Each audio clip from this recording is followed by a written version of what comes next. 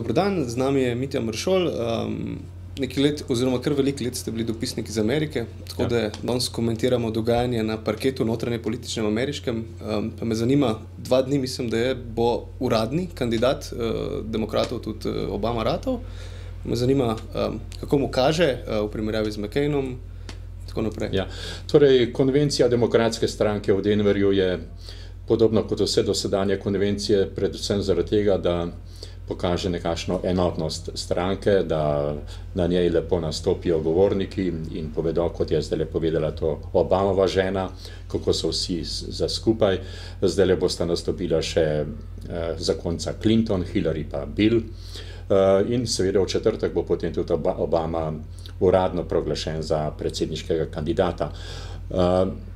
Tudi nastop Joea Bidena bo zelo pomemben, še zlasti zato, ker bi ga morali nekako uvrstiti v razmere in v kontekst tega, kar se dogaja sedaj na mednarodnem področju, zlasti kar se tiče odnosov med Združenimi državami Amerike in Rusijo, oziroma med NATO-om in Rusijo, zaradi Gruzije, zaradi dosti napetega stanja tam, ki vnovič vrača nekako obe velesili v blokovska razmerja in nasprotja, tako da je to seveda zdaj stvar, v kateri Biden kot glavni strokovnjak ameriški za širitev NATO zelo dobro ve in bo lahko marsikaj povedal. Vprašanje pa je, če bo to lahko pomagalo Obami, ki ne velja oziroma ki se je žal izkazal za nepoznavalca mednarodnih odnosov in je prav tudi zaradi tega pravzaprav Bidena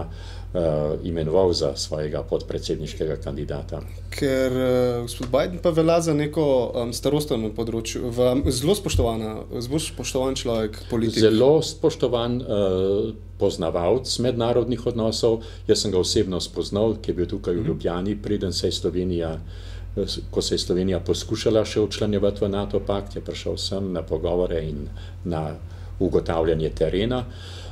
Je pa tako, da se je pa njegova politična kariera pravzaprav zamajala takrat, ko je bil plagiator, ko je plonkal govor britanskega laborističnega vodje Neila Kinnocka.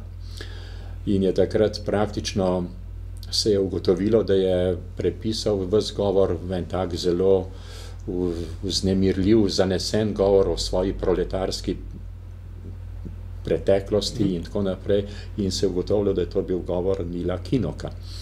In je potem zaradi tega moral takrat Biden izstopiti, še predčasno odstopiti iz predsedniške kampanje. Se pravi, gospe Clintonove, Hillary ne bomo videli v vlogi podpredsednika kakorkoli, čeprav so to mnogi želeli v Ameriki? To so vsi, ampak kot sem že sam tudi rekel in zapisal, to je bi pomenilo za Obamo, da dobi v Belo hišo 2 Clintona. In to zagotovo ne bi bilo zelo dobro, če bo izvoljen zanj.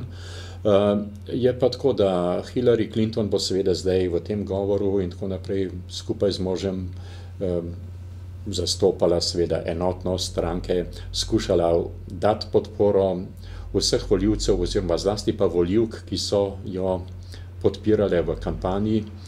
In pa tudi mogoče Bidenov vstop v kampanjo bo pa pritegnil mogoče tudi eno precejšnjo število katolikov, ki so bili do zdaj proti Obami, da podpro mogoče Obamo. Vendar Obama se je s tem, ko je se izjasnil za abortus pred parimi dnevi v skupnem nastopu z McCainom, nekako odbil podporo oziroma znižal podporo katoliške populacije v Ameriki.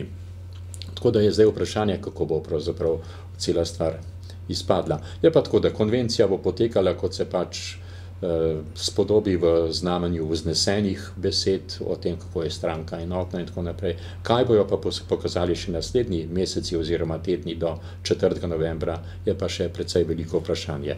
Zlasti vprašanje ameriške mentalitete. Danes, mislim, te dni je 40 let, ker so ubili Martina Luthera Kinga in 40 let je relativno pravzaprav zelo kratko obdobje.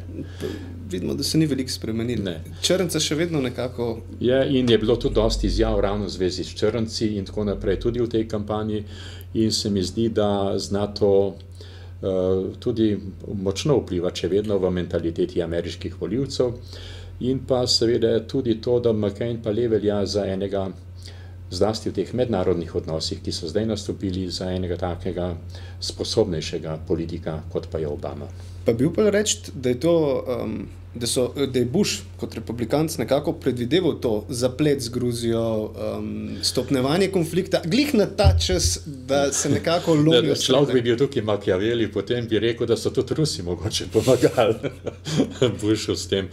Ampak mislim, da tukaj, da je šlo bolj za naključje, čeprav se je cela osetijsko-gruzijska zadeva vlekla že dolgo časa in je bilo pričakovati, da bo stvar počela, zagotovo. In ko so Gruzici pravzaprav z vdorom v Južno Osetijo povzročili stanje, ki sedaj vlada, je bilo mogoče to po svoje, ne vem, naključje ali kaj, ampak vsekakor je zdaj takšno stanje, ki bolj pomaga pravzaprav republikanski strani v Ameriki, kot pa demokratski. Kandidat je le bivši vojak. Bivši veteran, vietnamski in tako naprej. In ljudje mogoče le bolj potem ameriški volivci gledajo v njem sposobnejšega pravzaprav voditelja, ki bo znal uravnavati. Čeprav dober, McCain je le v zvezi z Irakom nekaj časa lepo podpiral tudi Bushovo iraško politiko, čeprav se je potem izrazil malce drugače, ampak za umik pa nekako nik direktno iz Iraka. Ni.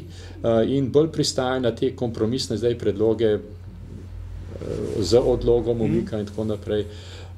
Vprašanje, kaj bo to, je pa tako, da Irak nikomur, ki bo zagovarjal ne vem kakšno Bushovo politiko v takšni ali drugačni obliki, Irak kandidatom ne bo pomagal.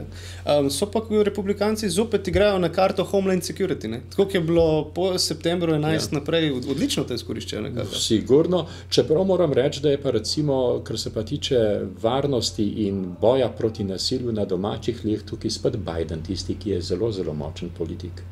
In je mogoče tudi ni naključje, da je bil tudi zaradi tega izbran sa strani Obame za podpredsedniškega kandidata.